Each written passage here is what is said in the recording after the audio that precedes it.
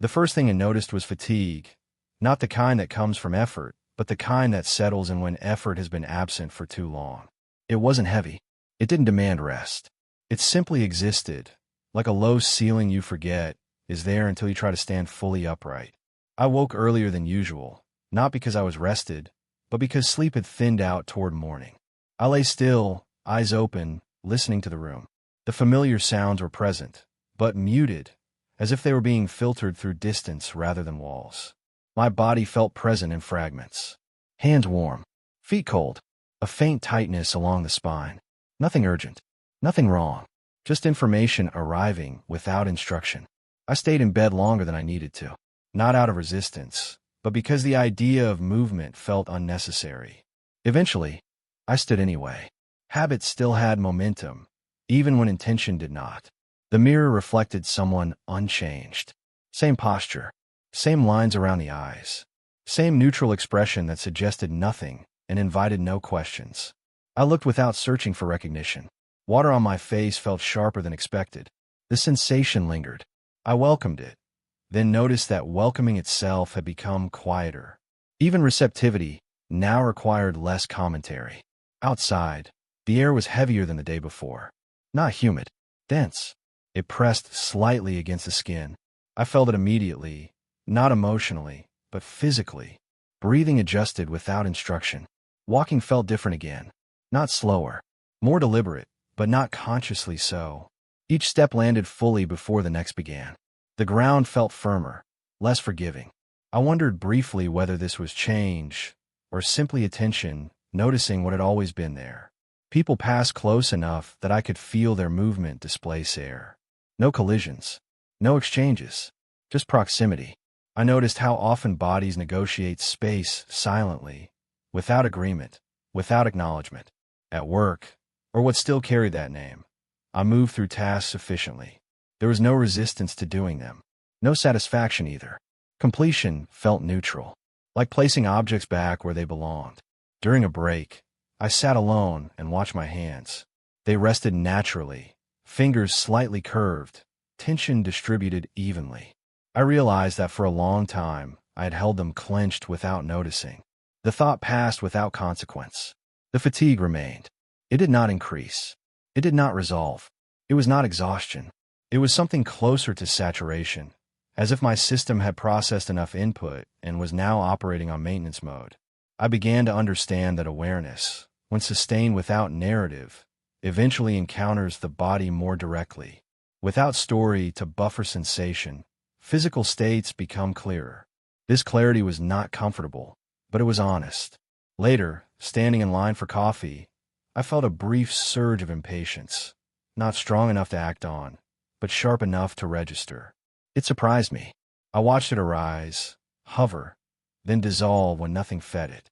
The fatigue absorbed it easily. Coffee tasted stronger than usual, or maybe I tasted it more fully. The bitterness arrived cleanly, without being softened by expectation. I did not add sugar. I sat by the window again, as I often did, and noticed how often I returned to the same places. Same angles, same perspectives. Not because they comforted me, but because they required less adjustment. I wondered, without judgment, how much of my life had been shaped by minimizing internal friction rather than seeking meaning. The pressure in my chest, familiar by now, had shifted slightly. It felt broader, less concentrated, like weight distributed across a larger surface. This made it easier to carry. In the afternoon, I received a message. Simple, informational, no emotional content. I read it, acknowledged it, and felt nothing beyond comprehension. What caught my attention was not the message itself, but the absence of reaction. No tightening, no anticipation, no need to prepare a response beyond what was required. I noticed how rare this had once been. Walking home, the fatigue deepened, not into heaviness, but into something steadier. My movements became more economical. No extra gestures, no unnecessary speed. I realized then that this fatigue was not depletion. It was adjustment. My system was learning to function without excess internal noise, without commentary, without anticipation, without self-monitoring. This took energy. At home, I did not turn on the lights immediately. I let the room remain dim. Shapes were still visible. Boundaries softened. The space felt less segmented. I sat on the floor instead of the chair. The change felt significant, though I could not say why. The ground was firm, unyielding. It asked nothing of me. My back adjusted slowly. Muscles responded. The fatigue pooled there, not unpleasantly. I stayed like that for a while, breathing evenly, attention resting in the body rather than the mind. Sensation replaced thought without effort. There was no insight, no revelation, just contact. That night, sleep came late but deeply. I dreamed briefly, not images but sensations. Weight, balance, pressure, movement without destination. When I woke, the fatigue was still there, but it felt less like a burden, and more like a signal that something was reorganizing itself quietly, beneath awareness, without needing to be named. The fatigue did not leave overnight. It settled more deeply, as if it had decided to stay long enough to be understood. I noticed at the moment I woke, before thought, before orientation. It was already there, spread evenly through the body, not concentrated anywhere specific. I stayed still and let it be present without resistance. There was no advantage in pushing against it. The body had its own timing now. I sensed that clearly. When I stood, my balance adjusted more slowly than usual. Not unstable, just deliberate. Each movement seemed to require confirmation, as if my system wanted to be certain before committing energy. This did not worry me. Outside, the day carried a different density. Sounds arrived sharper, closer, not louder, more immediate. I felt the proximity of other people more distinctly, their presence registering as pressure rather than distraction. It was in this state that the first real social contact occurred. Nothing dramatic, no confrontation, just proximity extended long enough to matter. I found myself standing beside someone I worked with, waiting for the same elevator. We had exchanged words many times before, functional, brief. This time, there was silence long enough to feel intentional, even though it wasn't. I noticed how my body responded before my mind did. A slight tightening across the shoulders. A shallow adjustment in breath. Not anxiety, readiness. The doors opened. We stepped inside. The enclosed space amplified everything. Breath, heat, subtle shifts of posture. I could feel the other person's presence as a field rather than a figure. They spoke first. A comment about the building. Neutral. Habitual. I responded appropriately. My voice sounded steady, unchanged. Internally, though, the fatigue absorbed the interaction rather than engaging with it. Words passed through me with minimal imprint. This absence of internal movement felt noticeable. Not uncomfortable, but exposed. As if the usual buffering layer between me and others had thinned. I realized then that much of social ease depends on internal noise, on micro-adjustments, anticipations, interpretations. Without them, interaction becomes stark, not hostile, just clear. When the doors opened again, we parted without ceremony. I felt no relief, no residue. The contact had occurred and concluded cleanly. Still, something had shifted. Throughout the day, similar moments accumulated. Brief exchanges. Eye contact held a fraction longer than necessary. Voices overlapping in shared space. Each instance registered in the body more than the mind. The fatigue deepened, not as exhaustion, but as saturation. I understood that my system was recalibrating how it handled external input.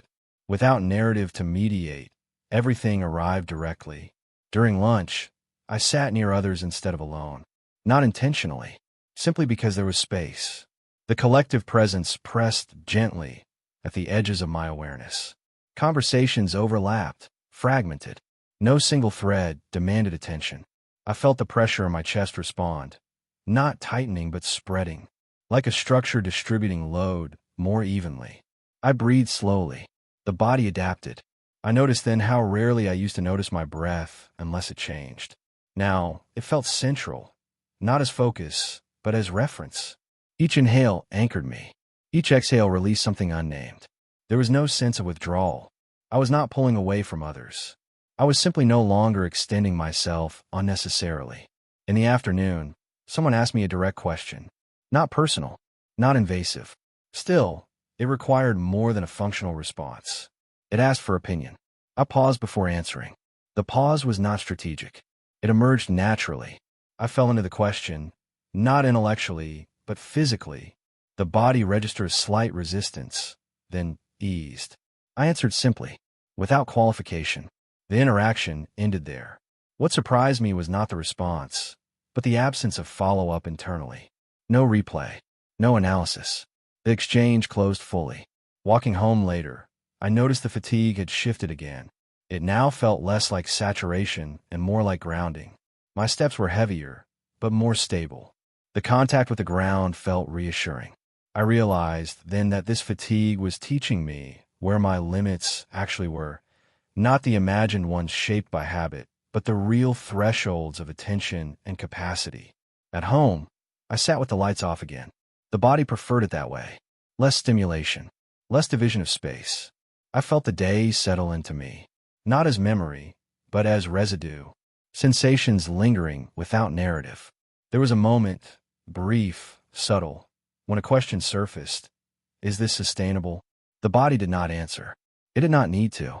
Sustainability, I understood, was no longer a conceptual concern. It was a physical one. As long as the body could hold this level of contact, this way of being would continue. I lay down early.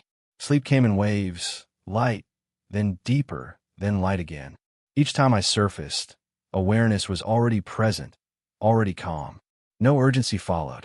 In the quiet before full sleep, I sensed something stabilizing, not resolving, stabilizing. The fatigue, the presence, the reduced internal noise.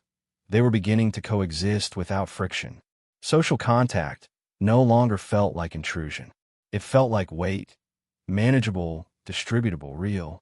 And for the first time, I did not try to imagine what came next.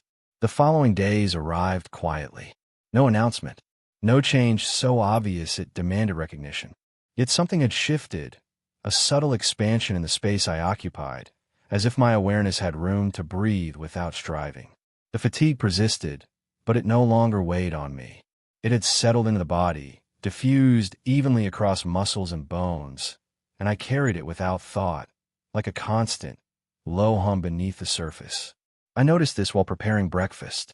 The sound of water in the kettle, the way sunlight fell across the counter, the alignment of utensils, all came into sharper relief. Nothing extraordinary, yet everything present. My hand moved to pour coffee with precision. I did not question it. My body and mind acted in concert, without narrative interference. Stepping outside, the city seemed to shift around me in subtle ways I had not previously observed. The familiar routes felt slightly altered, not in geography, but in perception. Shadows were longer. Air carried more weight. The movement of people was a rhythm I could feel rather than follow. The hum of traffic, the distant clatter of construction, the occasional shout from a street vendor.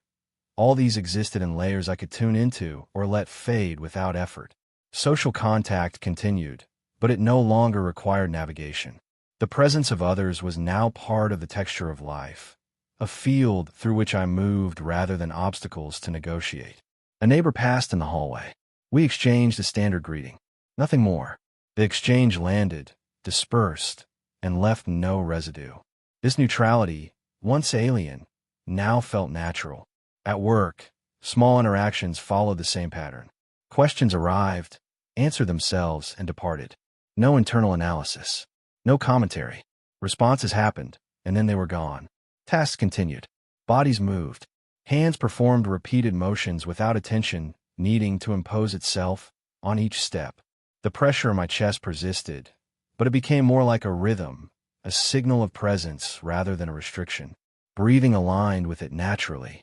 Inhalation, exhalation, a subtle flow that carried awareness into the body and out into the world. It was not relief.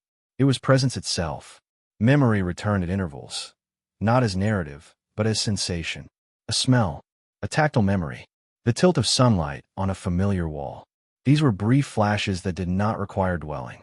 They were notes in a larger pattern, part of the ongoing registration of life without commentary. Evening arrived, indistinguishable from morning in quality, but different in texture. The room cooled, shadows lengthened, and I sat by the window. I did not reach for the notebook. Writing felt optional now. Observation alone was sufficient. The city outside moved in rhythms I could sense more than see. Walking at night brought the same awareness. The familiar streets felt both unchanged and new. Footsteps echoed, leaves rustled, lights flickered. Occasionally, someone passed close enough that I felt the movement of air. I acknowledged it and continued. No internal narrative arose to interpret or explain. I existed in the continuity of motion. Sleep became layered, not just unconsciousness, but intervals of subtle awareness threading through dreams and stillness. When I woke, consciousness was already present. No transition necessary. The body held attention naturally, a vessel for awareness rather than a platform for commentary. The fatigue had shifted entirely. It was no longer an obstacle or warning.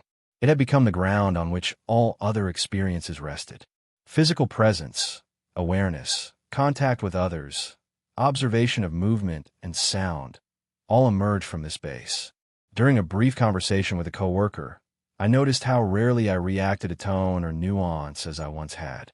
Words passed through, recognized, acknowledged, and departed. The effort once required to navigate social signals was absent. I was present with others without consuming attention unnecessarily. My body carried the interaction, and it ended cleanly without internal residue. Days continued in this rhythm. Simple tasks, familiar movements, social contact, all absorbed into an ongoing field of presence. Nothing required more effort than its natural occurrence. Observation had replaced anticipation. Awareness had replaced interpretation. Fatigue had become a steady, accommodating partner. Occasionally, old impulses arose, the desire to label, to analyze, to transform experience into narrative. Each time, I watched it appear, observed its texture, and let it pass. It did not linger. It did not require engagement. It was a note in the ongoing pattern of being. I began noticing small variations with increasing clarity. The angle of light on walls, the speed of passing clouds, the alignment of shadows. These details did not demand attention. They were available for recognition, and I acknowledged them when they arose. Presence had room for noticing, but noticing no longer carried expectation. One morning, while sitting on the balcony, I realized that nothing needed to be urgent. Even the persistent pressure in my chest no longer demanded action. It was simply a measure of my existence, a constant companion that marked presence without instruction. I observed the city from that vantage point. People moved through space without recognition of patterns. I did not feel isolated from them, nor did I feel connected in the old sense. Presence itself was enough. Awareness alone carried significance, without commentary, judgment, or expectation. Later that day, I walked through a park I had once avoided for noise and distraction. The sound of wind and leaves, the gentle chatter of distant voices, the weight of sunlight on my skin, all were absorbed without interpretation. Fatigue carried me steadily. Awareness guided me naturally. Presence had become the axis of experience. Evening came, and I did not turn on lights immediately. Shadows deepened, shapes softened, and I allowed the room to exist without framing or narrative. I sat on the floor again, as I had before, feeling gravity against my back, feet grounded firmly, hands resting easily. The day had unfolded without friction, without effort, without resistance. Sleep arrived without ceremony. Breathing, awareness, fatigue, and presence flowed together seamlessly. Consciousness remained, threading through the night in a quiet, continuous stream. Dreams were fleeting. Sensation remained. Presence endured. In the morning, there was no recognition of a new day. There was only continuation. The world moved. I moved with it. Awareness, presence, fatigue, and observation had merged into a single, unbroken experience. There was no urgency, no expectation, no narrative. Only the ongoing, quiet rhythm of being. The body, the mind, the world, the passing of people, the rhythm of air and sound. They coexisted without interference. I was neither observer nor participant in the old sense. I was sustained within the flow of experience, present without interpretation, connected without friction. Nothing dramatic occurred. No revelation announced itself. No resolution arrived. But that was the point. Presence, attention, fatigue, and awareness had found a balance in which life could continue quietly, fully, without the need for narrative scaffolding. And in that quiet, steady, unremarkable continuity, I existed, not observing, not anticipating, not interpreting, simply present, aware, and enduring.